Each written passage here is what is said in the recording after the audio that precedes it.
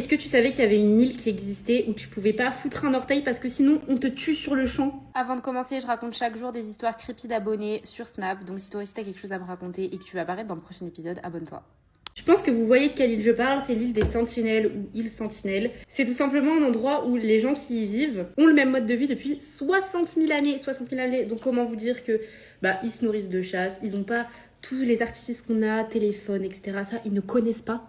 Ils vivent simplement de chasse, leur seule occupation, c'est de nourrir leur famille. Enfin, ils vivent de manière très très simple comme il y a 60 000 ans. Donc évidemment, toute menace extérieure, ils l'éliminent sur le champ parce que eux, leur but dans leur vie, c'est de protéger leur famille, de protéger leur peuple. Alors évidemment, vous vous imaginez que nous, si on débarque comme ça avec nos gadgets, etc., ils vont penser qu'on est là pour nuire à leur population. Donc évidemment, ils tuent toute menace.